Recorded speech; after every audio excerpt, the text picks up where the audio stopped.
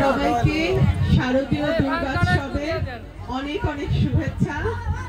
আজকে মহাসপ্তমী, আরো দুদিন আছে, অষ্টমী নবমী। আমি এলাকাতেই থাকবো, বিভিন্ন পূজা মণ্ডপে যাব। আমরা যুগ যুগ ধরে হিন্দু, মুসলমান, বৌদ্ধ, খ্রিস্টান পরস্পরের সাথে ভাইয়ের মতো, বন্ধুর মতো, এক পরিবারের মতন আমরা পথ চলেছি। আশা করি আগামীর বাংলাদেশও আমরা সকলেই হাতে হাত রেখে, কাঁধে কাঁধ মিলিয়ে একটা নতুন বাংলাদেশ আমরা তৈরি করবো ইনশাআল্লাহ।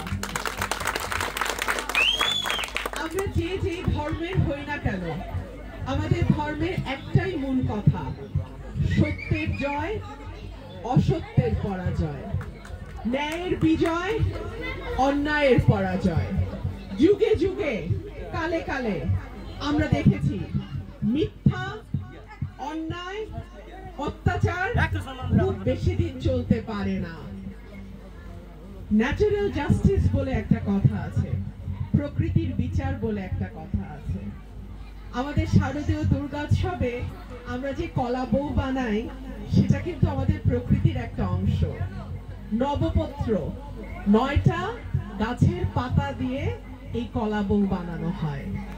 অর্থাৎ এই দেবী দুর্গার পূজা যখন হয়, সেই সঙ্গে আমরা হিন্দু সম্প্রদায়ে যারা ভাই বোনরা আছে, তারা একই সঙ্গে প্রকৃতিকেও কিন্তু তাদের অর্ঘ্য নিবেদন করে। সুতরাং এই পূজাটাকে বলা হয় সার্বজনীন, সকলের পূজা। হ্যাঁ, তো যাই হোক, আশা করি আপনাদের সঙ্গে আমার আবার দ্রুতই দেখা হবে। এবং এই এলাকা সরাইল এবং আশুগঞ্জের মাটি, এটা কিন্তু আপনাদের ঘাঁটি। সুতরাং আপনারা প্রার্থী দেখে ভোটটা দেবেন।